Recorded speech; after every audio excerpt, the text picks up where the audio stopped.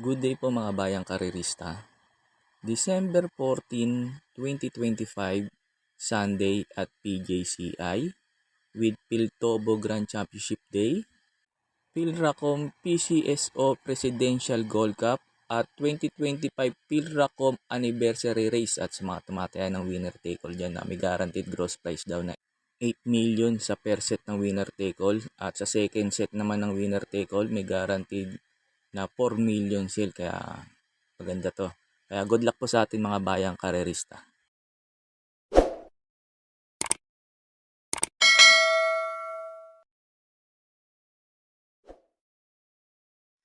Start na po tayo race number 1. Dito sa race number 1 dahil apat na lang. Isa na lang pili ko.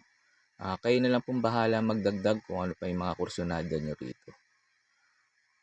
Numero 3, Lady Outlaw. Ito para po sa akin dito sa race number 1. Sosolohin ko na po to kasi apat lang to. Last run nito medyo malakas lang talaga yung kalaban niya, si Brown Tiger. Saka yung couple entry niyang si King of War. Tumersero to. Tingin ko kaya niya naman yung ere ni Captive Moment. Kaya tingin ko lamang sa akin to numero 3, Lady Outlaw. Pagkatapos nga po pala ng info ko dito sa race number 1 na in-upload ko po yung last run nito ni Lady Outlaw kung saan siya tumersero doon kala Brown Tiger para magkaroon po kayo ng idea kung susuloyin nyo po ba o magpo-protection pa kayo. Kaya po sa race number 1 tong numero 3, Lady Outlaw, para po sa akin, susuloyin ko na po. They are open racing now. Is Brown Tiger got so immediately followed by Captive Moment around the outside now. Lady Outlaw in the middle portion now. Is King of War, but is still Brown Tiger, Liz Balang, Captive Moment racing second. And moving up now in the middle, Lady Outlaw, King of War now by the outside, and followed by Candle in the winner. While Confidence Surge is running on the tail of the field. As up mile now, Brown Tiger, Liz Balang, followed by Captive Moment. Then two lengths for the back now is King of War, Lady Outlaw, and moving up now on the outside is Candle in the wind. While Confidence Surge still running on the tail of the field. And towards the last 400 now is Brown Tiger. Still in front by some two lengths. Lady Outlaw now by the outside second. And here comes Confidence Surge on the outside now. King of War and Lady Outlaw. And final turn now. It is still Brown Tiger. Leads by some 3 lengths. Lady Outlaw moving on King of War. And down to the finish now. It is still Brown Tiger, and finally that's Brown Tiger, King of War, Lady Outlaw, Confidence Surge, Captive Moment, Candle in the wind. And that's the end of our race number 2, the 2025 Pilracom second leg juvenile stakes race. Belongs to the favorite entry number 4. Sa race number 2 na po tayo. Nga pala, ang start ng karera natin is 1:30 PM. Hindi ko nasabi kanina. Ang start ay pick 5. Dito na tayo sa race number 2. Dahil apat ulit to, pili na lang ulit ako na isa. Bahala na lang po kayo magdagdag kung ano po yung makukursunadahan nyo. Numero 1, jaw dropping. Ito para po sa akin dito sa race number 1 dahil apat. Susuloyin ko na po ito numero 1, jaw dropping. Siya pinakamaganda preba rito at batak sa PJC. Yung Fairfield, hindi ko na sinama yung upload nito kasi hindi ko kursunada yung takbo. Ang nagsakay nun si P.O. Repe, persado yung kabayo. Nagpreba ng 1.15. Kaya yung jaw dropping lang ang in-upload ko yung last run nito para magkaroon po kayo ng idea kung susuloyin nyo po ba si jaw dropping o magpo-protection pa kayo. Tingin ko si P.O. Repe sakay. Tingin ko mas gamay ni P.O. Repe to kasi pinasakay ni D.I. Salazar si P.O. Repe rito. Instead of M.A. Alvarez, nagpalit sila. Kaya tingin ko, lamang dito to numero 1, jaw dropping. Kaya po sa race number 2, numero 1, jaw dropping, para po sa akin, susuloyin ko na po. Beautiful afternoon here at the Padre Garcia circuit. They're off and running. Jaw dropping, the favourite, was the best away, and he quickly leads on, settling down. Georgia boots up on the inside though to go with him, and Georgia the grey is going to take up the running as they run towards the 1200 metre corner, about 2 lengths in advance of Jaw dropping. Go Emma goes up to third, and Supreme running back in fourth. Tempo is pretty good as they run by the 1000 metres, and this small field of 4, Georgia the grey on the inside leading Jaw dropping, about 3 or 4 back then to Go Emma Go, and Supreme is the tail ender. They're by the 800 metre pole, and Georgia kicked away here and put 3 lengths over Jaw dropping, who's niggled at in second spot, your favourite, followed then by Go Emma Go, and at the tail of the field is Supreme. But Georgia extends that margin as they run by the 650. Georgia's out by 5 and 6 lengths. In second spot, Jaw dropping, your favourite. He's been niggled at, but he's starting to make up steady ground. Then Go Emma Go starting to drop off, and then Supreme, but around the bend for home. And the rider takes a peek back over the shoulder on Georgia. He's got about a 3-length margin, but starting to close on the outside now is Jaw dropping, and running on just fairly well, Go Emma Go. Georgia still running strongly. Georgia inside the 150, racing away. They're not going to catch Georgia down to the wire. Will win by 4. Jaw dropping second, then Go Emma Go, and Supreme has run last of all. Jaw dropping, I should say Georgia, beating Jaw dropping there. Sa race number 3 na po tayo. Pampremera ko dito, numero 1, Worshipful Master. Si Worshipful Master talagang mas lamang talaga sa laban to, yung numero 1 na to.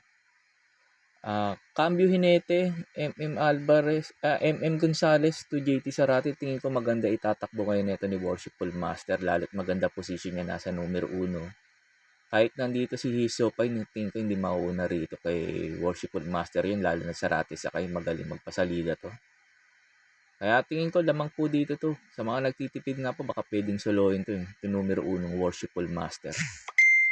Second choice ko po yung couple entry numero 4, Flaming June at 4A Open Billing. Sakali naman pilitin nilang habulin sa una si Worshipful Master o hindi maganda yung salida ni Worshipful Master, eto pwede pang protection itong couple entry na to, yung Flaming June saka Open Billing. Parehas dirimate itong kabayo na to. Yung Open Billing nasasabay naman to pag kaya yung laban. Kaya tingin ko ito pwedeng umupset kay Worshipful Master sakaling hindi maganda yung salida at hindi mauna, at pilitin naman nilang habulin nila Hiso Pine sa unahan. Tingin ko ito pwedeng umupset itong couple entry, Flaming June at 4A Open Billing. Kaya po sa race number 3, pampremera ko po numero 1, Worshipful Master. Second choice ko po yung couple entry numero 4, Flaming June, 4A Open Billing. Sa race number 4 na po tayo. Numero 4, Isabel. Ito hindi na tinitip to. Patok na patok dito to. Numero 4, Isabel dito. Siya pinakamaganda preba. Hindi ko na in-upload yung yung lasaran nito kasi lamang naman dito to. Yung machine to, hindi naman ganun kaganda preba na pwedeng tumalo kay Isabel. Kung nag-1-11 to, 1 Gs, tingin ko pwede, kaso nasa 1-13 yata preba na ito nung nagnobatos to. Kaya tingin ko walang talo to numero 4, Isabel. Ikatatalo lang nito yung mamilay o kaya madisgrasya yung Hinete.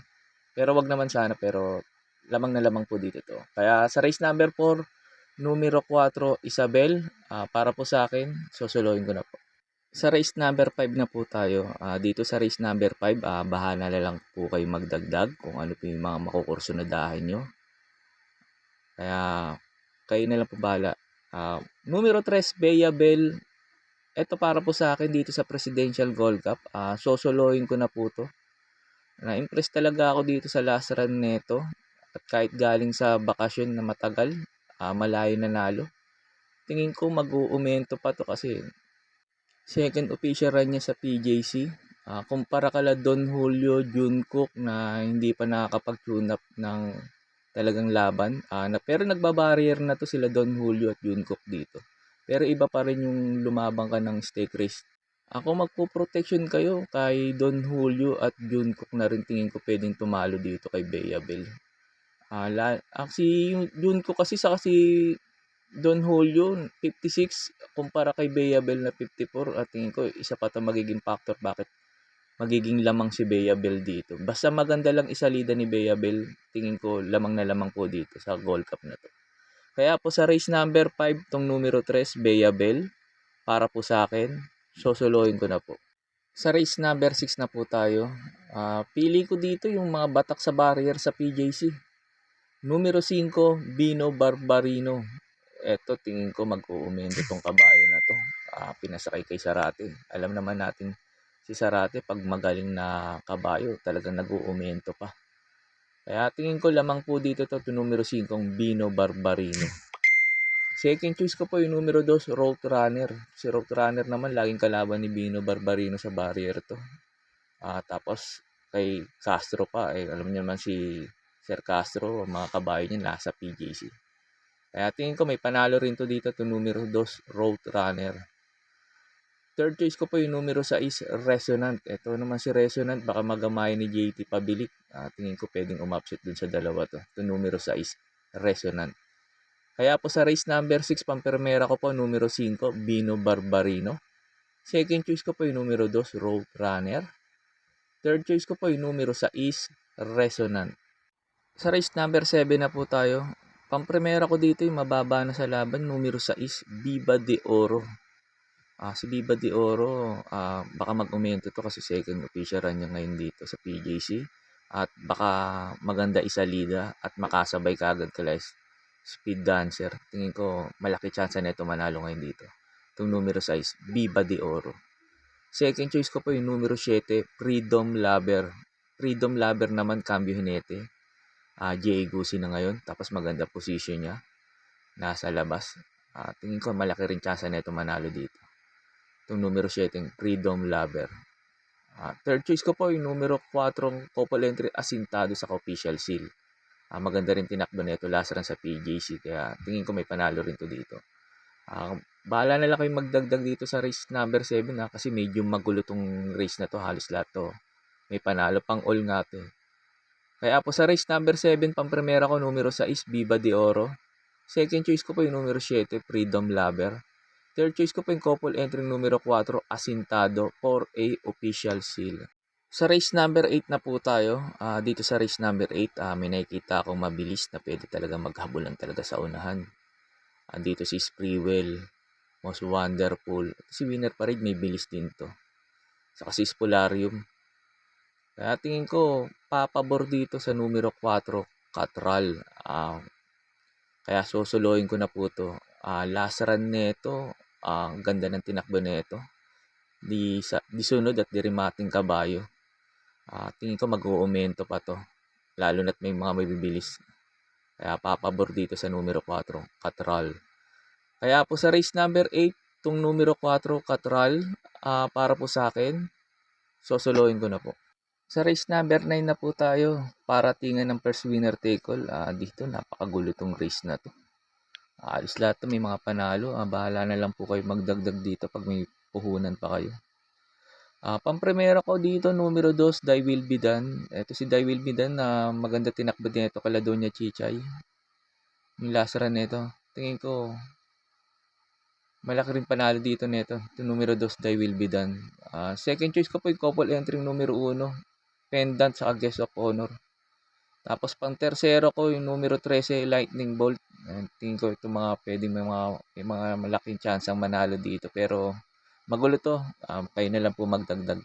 Kaya po sa race number 9, pampremera ko po numero 2, Die Will Be Done. Second choice ko po yung couple entry numero 1, Pendant, 1A Guest of Honor. Third choice ko po numero 13, Lightning Bolt. Sa race number 10 na po tayo. Itong numero 5, Kalens, ito para po sa akin dito sa race number 10. Sosolohin ko na po to. Tingin ko mas magaling to sa PJC kumpara sa Metro Turf. Sa Metro Turf, last run nito hindi maganda tinakbo pang-anim. Pero yung preba niya maganda, nasa 1.26. Cambio Hinete, M.A. Alvarez, last run, PM Caballero. Medyo malakas lang talaga nakalaban nito sila Lucky Mama. Tingin ko rito sa race 10 na to, maghahabulan si Orient Express, Fields Amor. Tingin ko yan mabilis, kaya papabor dito sa numero 5, Kalins. Kaya po sa race number 10, itong numero 5, Kalens, para po sa akin, sosolohin ko na po.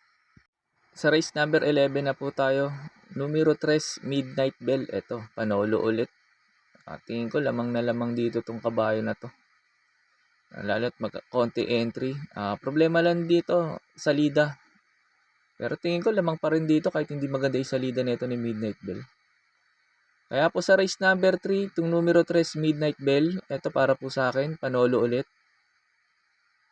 Sa last race na po tayo, pampremera ko dito, numero 5, Giselle's Touch. Tingin ko, to bandera dito. Pag ito napabayaan nila sa unahan, tingin ko malaki chance na ito makatapos ng karera. Itong numero 5, Giselle's Touch. Last run nito talagang hinabol nito si Doña Patsy sa unahan. Kaya natalo si Doña Patsy.